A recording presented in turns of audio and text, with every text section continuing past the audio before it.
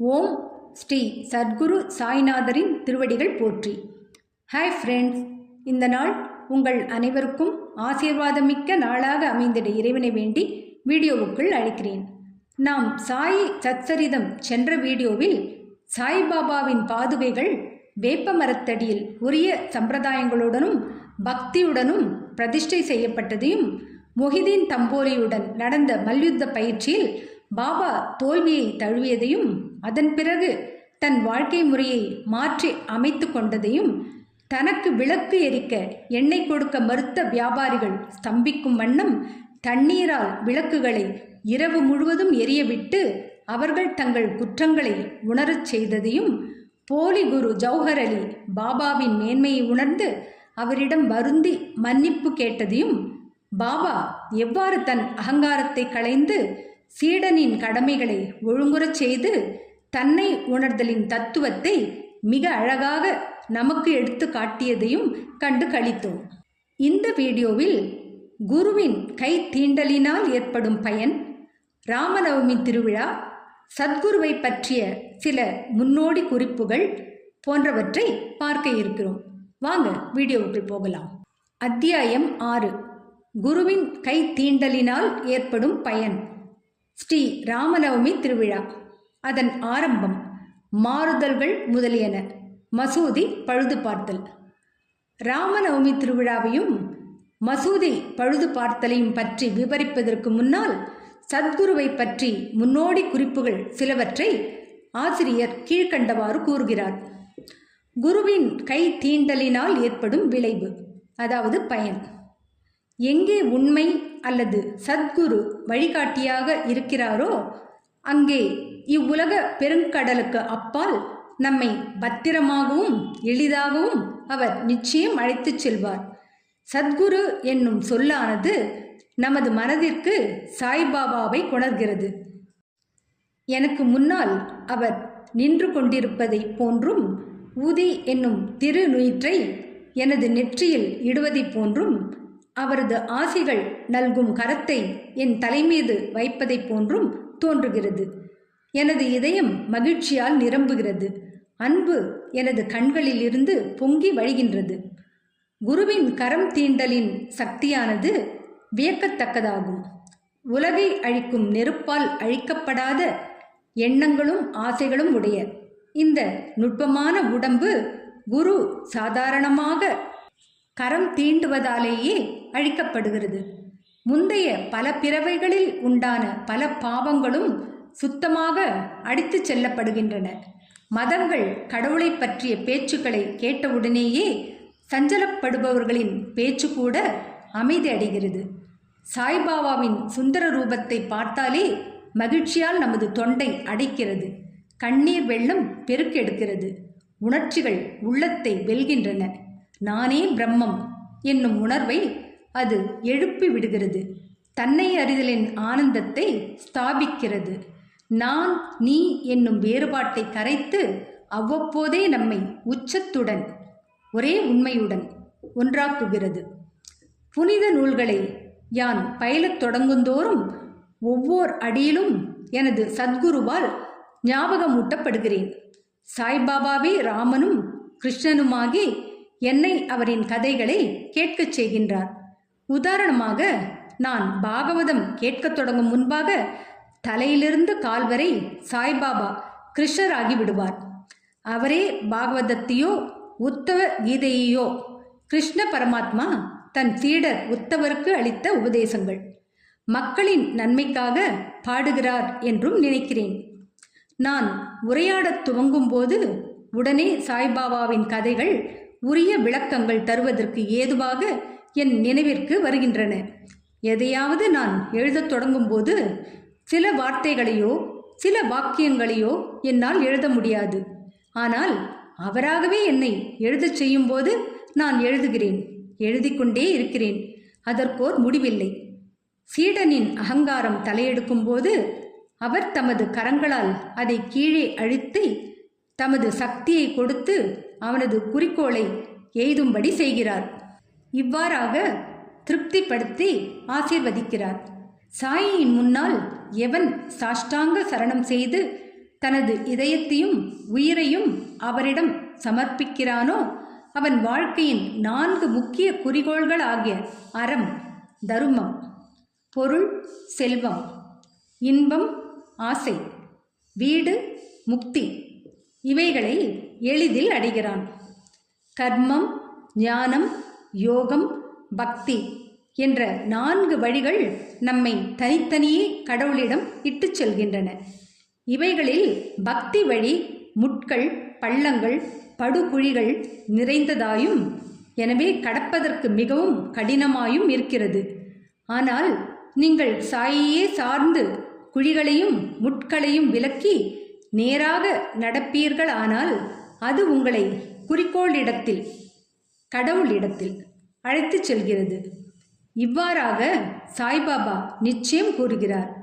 அந்தர்யாமியாய் இருக்கிற பிரம்மத்தை பற்றியும் இவ்வுலகத்தை படைத்த அவரின் சக்தியை பற்றியும் மாயை, அவ்வாறு உண்டாக்கப்பட்ட உலகத்தை பற்றியும் தத்துவம் பேசி இவை 3ம் முடிவில் ஒன்றே என்றும் எடுத்துரைத்த பின்னர் பக்தர்களின் நலனுக்காக உத்தரவாதம் அளிக்கும் கீழ்க்கண்ட சாய்பாபாவின் மொழிகளை ஆசிரியர் கூறுகிறார்.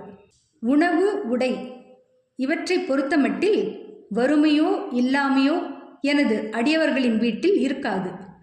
தங்கள் மனதை எப்போதும் என் மீது சிறப்படுத்தியவர்களாய் என்னையே முழு இதயத்துடன் வழிபாடு செய்யும் அடியவர்களின் நலன்களை எப்போதும் கவனிப்பதே எனது சிறப்பியல்பு.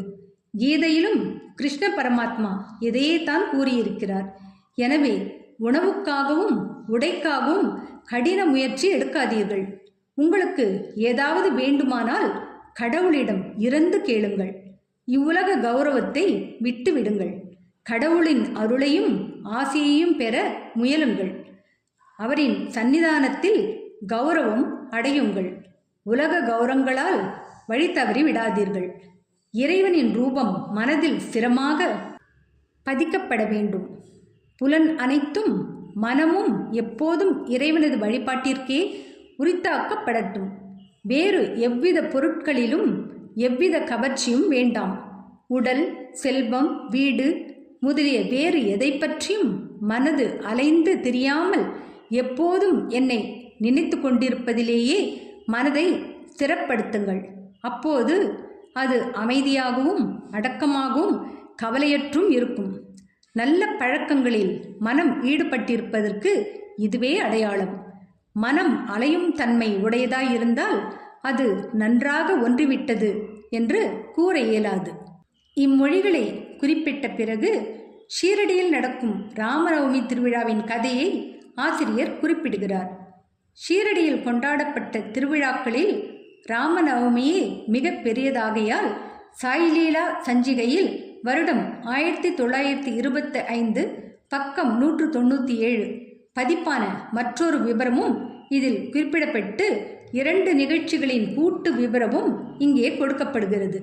தோற்றம்: கோபர்காவனின் நில அளவைத்துறையில் சர்வேயராக இருந்தவர் கோபால் ராவ் குண்ட் ஆவார்.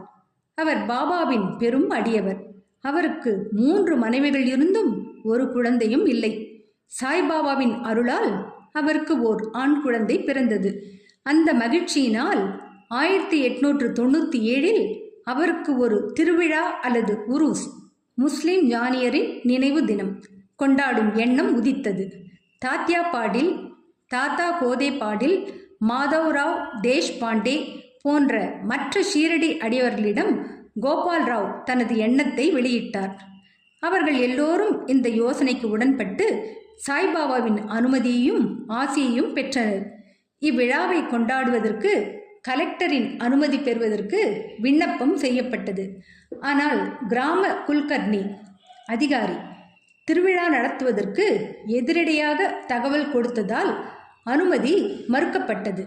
ஆனால் சாய்பாபா அதை ஆசீர்வதித்திருப்பதால் அவர்கள் மறுபடியும் முயன்று முடிவாக வெற்றி பெற்றனர். சாய்பாபாவிடம் கலந்தாலோசித்த பிறகு உருஸ் தினம் ராமநவமியன்று இருக்கலாம் என்று தீர்மானிக்கப்பட்டது. பாபா தமது நோக்கத்தில் ஏதோ ஒரு முடிவு வைத்திருந்ததாக தோன்றுகிறது. அதாவது ராமநவமி, உருஸ் என்ற இரு திருவிழாக்கள் அல்லது பண்டிகைகளை ஒன்றாக இணைப்பதென்பது ஹிந்து முஸ்லிம் ஆகிய இரு சமூகத்தினரையும் ஒற்றுமைப்படுத்துவதற்காக ஆகும். இக்குறிக்கோளை அடைந்ததை பிற்கால நிகழ்ச்சிகள் காட்டுகின்றன. திருவிழாவுக்கு அனுமதி கிடைத்தது. ஆனால் மற்ற கஷ்டங்கள் முளைத்தன. ஷீரடி ஒரு கிராமம். அங்கு தண்ணீர் பஞ்சம் இருந்தது. ஷீரடியில் 2 கிணறுகள் இருந்தன. உபயோகப்படுத்திய ஒரு கிணற்றில் நீர் வற்றிவிட்டது. மற்றொன்று உப்பு தண்ணீர். இந்த உப்பு தண்ணீரானது சாய்பாபா மலர்களை வீசியதன் மூலம் இனிமை பொருந்தியதாக மாற்றப்பட்டது. இக்கிணற்று தண்ணீர் போதாமையால் நெடுந்தூரத்திலிருந்து தோல் சாக்குகளில் கிணற்றிலிருந்து தண்ணீர் கொண்டு வருவதற்கு தாத்தியாபாடில் ஏற்பாடு செய்ய வேண்டியதாயிற்று. தற்காலிக கடைகள் கட்டப்பட்டு மல்யுத்த சண்டைக்கு ஏற்பாடு செய்யப்பட்டது. கோபால்ராவ் குண்டிற்கு அகமத் நகரை சேர்ந்த தாமு அண்ணா காசார் என்ற ஒரு நண்பர் இருந்தார். அவர் 2 மனைவிகளை திருமணம் செய்தும் பிள்ளையில்லா குறையில் அம்மாதிரியே மகிழ்ச்சியற்றவராய் இருந்தார்.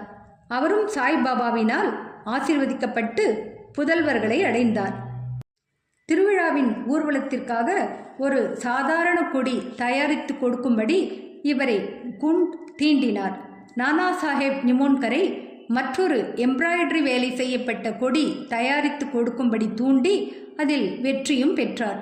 கிராமத்தில் திருவிழாவில் 2 கொடிகளும் ஊர்வலமாக எடுத்துச் செல்லப்பட்டு துவாரகாமாயி என்று சாய்பாபாவினால் அழைக்கப்பட்ட மசூதியின் 2 மூலைகளிலும் ஊன்றப்பட்டன. இது இன்றளவும் நடைபெற்று வருகிறது. சந்தனக்கூடு ஊர்வலம். இத்திருவிழாவில் மற்றொரு ஊர்வலமும் துவக்கப்பட்டது. கொரலாவின் முகமதிய பக்தரான அமீர் ஷக்கத் தலால் அவர்களால் இச்சந்தன ஊர்வலத்தின் எண்ணம் உருவானது. பெரும் முகமதிய ஞானியரை கௌரவிக்கும் முகமாக இவ்வூர்வலம் நடைபெற்றது. இந்த ஊர்வலத்தில் சந்தன குழம்பும் சந்தன பொடியும் தாலி என்னும் தட்டுக்களில் இடப்பட்டு பேண்ட் வாத்தியம் மற்றும் இசை முழங்கி வர நறுமணப் பொருட்கள் முன்னால் புகைந்து கொண்டு செல்ல கிராமத்தின் வழியாக எடுத்து செல்லப்பட்டது. மசூதிக்கு திரும்பிய பின்னர் தட்டுக்களில் உள்ளவை நிம்பார் என்னும் தொழுகை மாடத்தில் தெளிக்கப்பட்டு மசூதியின் சுவரில் கைகளால் பூசப்பெற்றது. முதல் 3 ஆண்டுகளில் அமீர் ஷக்கர் அவர்களால் இவ்வேலை மேற்பார்வையிடப்பட்டது. பின்னர் அவரது மனைவியால் பார்க்கப்பட்டது. எனவே ஒரே நாளில் முகமதியரால் சந்தனக்கூடும் இந்துக்களால் கொடிகளும் அருகருகில் சென்றன.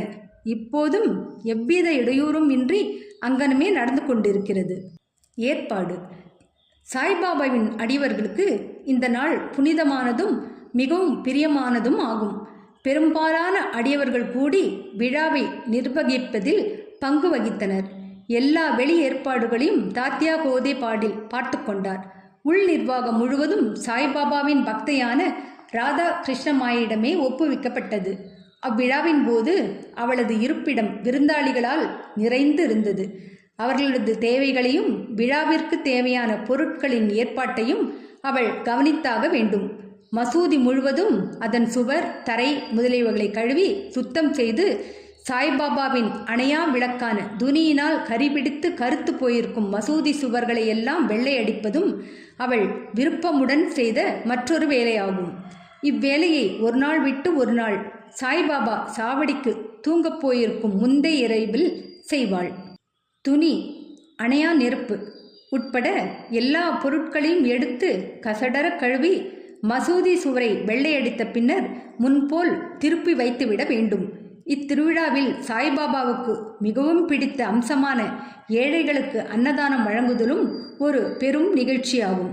ராதா கிருஷ்ணமாயின் இருப்பிடத்தில் பெருமளவில் சமையலும் பல்வேறு வகையான உணவுப் பொருட்களும் இனிப்பு பதார்த்தங்களும் தயாரிக்கப்பட்டன. பல்வேறு செல்வந்தர்களான பக்தர்கள் இந்நிகழ்ச்சிகளில் பெரும் பங்கு வகித்தனர். அடுத்த வீடியோவில் உருஸ் ராமநவமியாக மாற்றப்பட்டதின் விபரம், ராமநவமி கோலாகல கொண்டாட்டம், அச்சமயத்தில் பாபாவின் திடீர் கோபாவேசம் மற்றும் மசூதி பழுது பார்த்தல் போன்றவற்றை பார்க்க இருக்கிறோம். என்ன ஃப்ரெண்ட்ஸ், இந்த வீடியோ பிடிச்சிருந்தா லைக் பண்ணுங்கள், ஷேர் பண்ணுங்கள், சேனலை சப்ஸ்கிரைப் பண்ணுங்கள். எனக்கு இதுவரை சப்ஸ்கிரைப் பண்ணி உள்ள அனைவருக்கும் என்னுடைய மனமார்ந்த நன்றிகள். மீண்டும் அடுத்த வீடியோவில் சந்திக்கும் வரை உங்கள் அனைவருக்கும் நன்றி கூறி விடைபெறுகிறேன். வணக்கம்.